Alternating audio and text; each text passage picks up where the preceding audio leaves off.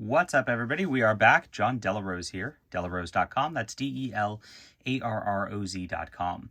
I am an author and a #1 best-selling comic creator, so you can go to my website, check out all my books. I would love for you to do so. If you like stuff like Daredevil, you'll probably enjoy my Flying Sparks or Cosmic Warrior, very much in that vein.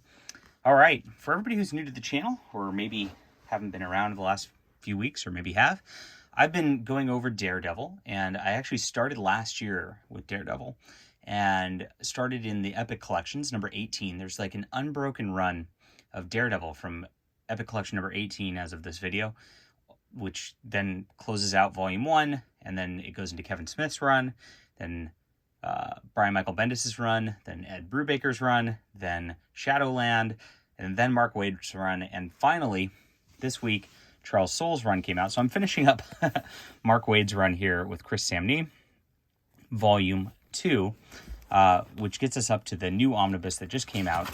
And I'm a little burned out on Daredevil. So we'll see how this goes. You have some beautiful... This is how Chris Samny represents the sort of radar sense that Daredevil has as the inside cover. It looks like this on the back, too. I love the art on the cover of this. And it's really neat.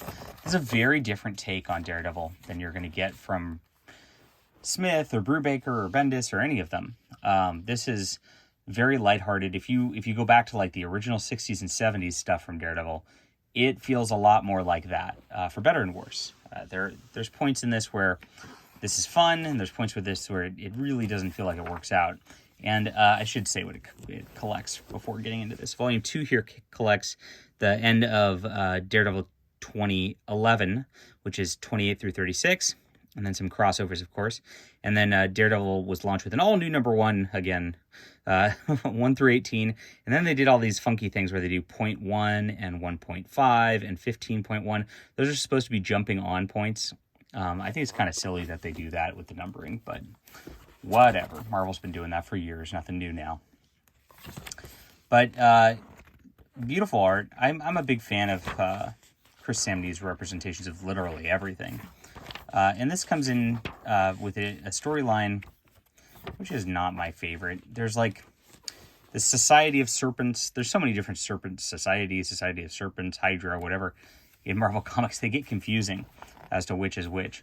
Have taken over the justice system. They're framing a guy, of course, and Daredevil gets in the middle of it.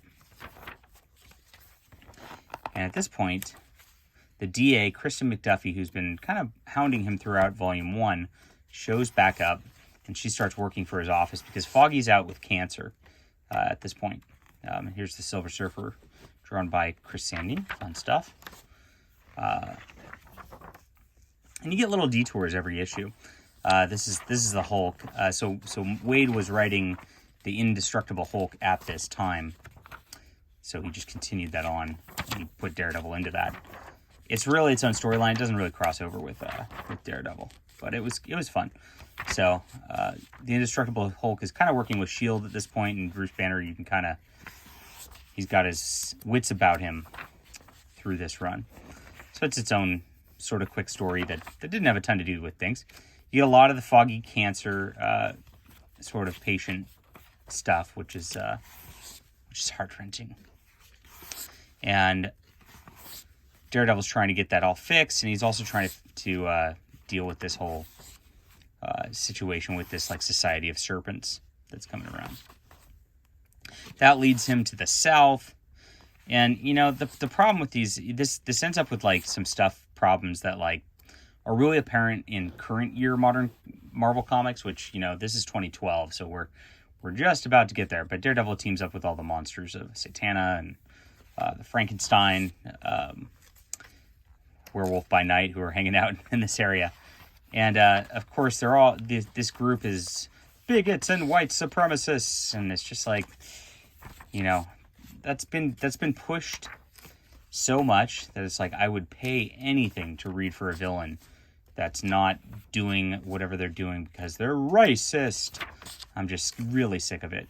And this wasn't that bad as far as that goes. Like I said, this is like the beginnings of that starting to happen in every freaking comic book. So, you know, I'm unfortunately judging it now with the lens of like this has been a trope that's gone so far into current comics, and it's all because of the politics crap, which is annoying. Where it used to actually be a thing that kind of, you know, made sense. It's sad to watch, but it does hamper the enjoyment of a reading of a story that kind of revolves around that as a villain at this point. But Daredevil outs himself throughout this, and so what happens is they think they trap Daredevil through all this, and they're like, "Oh, we got you. You know, you're gonna do what we say because we know your identity, and we can mess with Foggy because of that, and you want to keep this secret." So after some battles here, where he's kind of lectured by Elektra a little bit.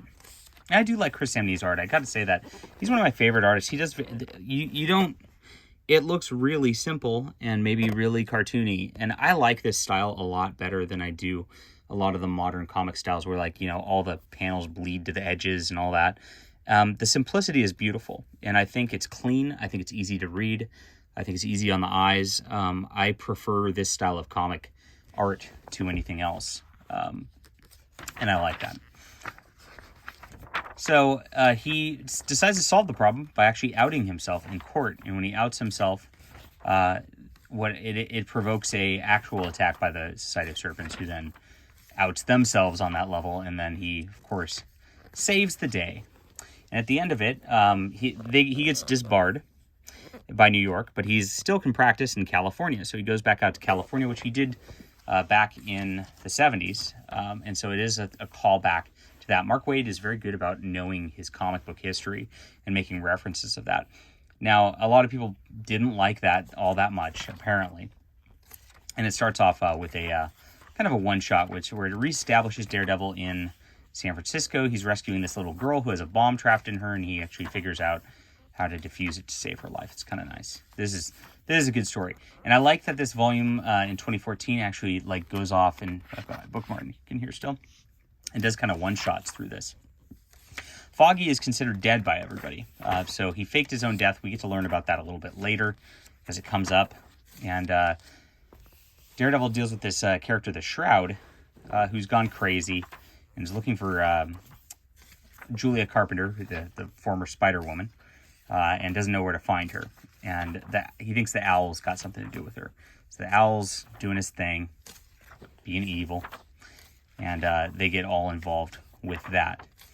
But the Shroud, it looks like he's turning on Daredevil at points. It's just he's got a weird deal about him where he's kind of a hero, but he's also crazy. So, and he's really obsessive about this gal. I don't know the history of the Shroud, so that's all I know about that. So once we get to issue 5, we get the mystery of the whole Foggy thing revealed to us. We get the background of how they faked his death and all that back in New York, and we learned the mystery. So that's pretty good. I enjoyed the whole setup of all that, and then of course getting into this by this point. And then it gets to the point 1, and in the point 1, he fights some villains. And I don't like issues like this because when they do these one-off issues, this one was actually okay. But in general, I don't like these little side issues where they're not actually a part of the thing, because they do read like filler issues a lot, where they take place in the past and it's always a reference to some other story, and so it's like nothing new is happening. But this one was actually pretty cool. There's like this clone robot thing that's after him, and he kind of sources it back, and you really feel bad for the clone robot thing by the end of this. And it has a different artist. I can't remember who it is. I can look it up. Not Chris Samney, obviously. You can tell the art's very different. This looks more like the modern comics I was talking about, saying that I don't like as much as Chris Samney's work, which is true. Peter Krause, I'm not familiar with. Now, it's not that I dislike it. I mean, it's fine. It's just I like Chris Samney's better. That's all. And then you get a 1.5 right after this. So you get 2 issues in a row. This one, like, it takes place in a future where, like, he's got a kid and he's been married, and it's a funky future. And you meet this, like, Owl's daughter who shows up later in, like, in Mark Waid's run.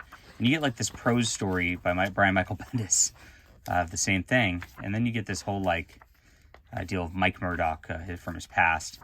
So this was a funky issue and totally skippable. Totally skippable. We get back into the regular issues of all of this. And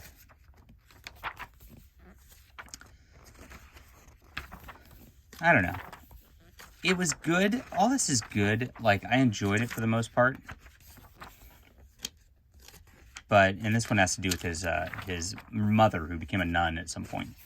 And she gets trapped in Wakanda for some reason. So Daredevil has to deal with that. This was a kind of odd kind of filler sequence also. And before we get back into the main plot again, there's a lot of filler, like, right there.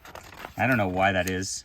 But then we get into this new plot where it looks like it's a Purple Man thing, but the Purple Man's actually imbued these powers on these kids who are actually the ones causing the problem. So the Purple Man, though he is a part of the problem, if you remember him from Jessica Jones' Alias, he controls minds and all that. Well, these little kids get that power for the next 2 issues here, and Daredevil has to deal with that.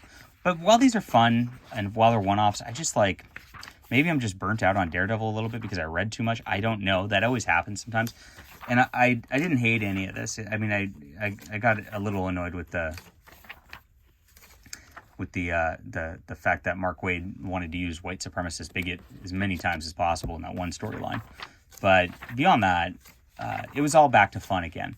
But for some reason it just like didn't hammer home like Bruce Baker's run was. And I liked it, but I didn't love it. Even though I love this artist, Chris Samny'S probably one of my favorite artists. This is a beautiful one about a stunt driver. And there's a mystery here where the stunt driver is making people disappear and die, and Daredevil has to deal with this. And there's a cool twist with it in this last 3 issues. I like it. This was a cool storyline. Now, over the course of this, Murdoch actually gets with this Kirsten McDuffie gal, and that feels wrong to me. I think part of it is the interpersonal relationship feels wrong to me, and that's not a part of comics that maybe a lot of people focus on, but I do. The superhero battles, I mean, fight scenes are fight scenes, but you get into these interpersonal relationship things, and it adds a lot or detracts a lot from the characters. And the problem is, to me, he married that Milla girl. He was really in love with her. They got married. She ended up in a mental asylum. Her parents got custody and forced an annulment or whatever. And like, now he's just absolutely ignoring her and just making out with this girl. Even if 6 months had passed or whatever on that front, it just doesn't feel right. You know what I'm saying? And so that causes a problem for me in terms of just like the interpersonal stuff. But Matt Murdock's actually he's penning his like autobiography or whatever. And eventually, the Shroud comes back and the Owl comes back, and there's this whole thing that brings back all the characters from the beginning of this. All this stuff like references the beginning of the run. So it all ties up into this one storyline that it all kind of gels together. And it's great. Fantastic. Daredevil goes around and he doesn't wear a mask now as Daredevil. It's an interesting thing. And eventually, again, this gets a little too coincidental. Like Fisk moves out to San Francisco also. Okay. Well, the Owl has now, and now okay. It's a little too much of the coincidence of moving out to San Francisco. Right? So he makes a deal with Fisk, and of course Fisk is double-crossing him and tries to set things up in his advantage, but Daredevil actually manages to overcome it despite all odds and takes down the Kingpin. Now, what I really liked about this run, to be honest, until this point, was like, I feel like every Daredevil run just has like the Daredevil versus Kingpin story as the main thing. And this didn't have that for 50 plus issues. And that made me so happy. It was like a breath of fresh air getting away from that. And then unfortunately, like, we had to close out with that. And there's nothing wrong with that. It actually this was a very good storyline, and it actually felt different and didn't feel like a waste of space on that front. But I was enjoying not having the Kingpin in the book. Gotta say. I like this guy Akari, who was from earlier also, and he's got some ninja training, and he's better. He's just better than Matt Murdock at it, so he's a cool villain. But despite the Bond villain setup, Daredevil manages to win and save the day again. And Foggy says, you know, I basically forgive you for all this stuff, and Daredevil just goes out and goes out at the end of it, and you get a nice little like wrap up. You get some variant covers in the back like usual for these things, and some process pages, and that's the run. So caught up on Daredevil. It's cool. This is good. I enjoyed it. I liked the first half of this run a little better, I gotta say. The San Francisco thing was cool. I am from San Francisco, and I do appreciate actually that Mark Waid added in some background stuff that was not just the typical. I mean, of course, he did put the typical touristy stuff in there, like the bridge and all that. But there were parts of it that were referenced that were not typical touristy destinations, and I did actually appreciate that that was in there. I was like, oh, that's a cool little detail. So it's good. I liked Brubaker better. I liked did I like Bendis better? I liked Bendis's maybe plots better, but I didn't like Bendis's execution better, if that makes sense. And this is good in a way because it's all around fun, and it doesn't rely on the other runs as much as those runs really relied on each other. So as a standalone, it's a little better. I do love Chris Samny'S art. I love the way that he drew the whole radar thing. Absolutely great on that level. It's a joy to look at that. I enjoy that on immensely. And so it's hard for me to like really give this one a rating because I'm kind of got a lot of different thoughts about it. But I think overall it'd be between the 7.5 and 8 level. So it's better than average. It's pretty darn good. But it's not like my favorite. And that's it. All right. What do you think about this? Hit that like and subscribe button. We'll be back soon.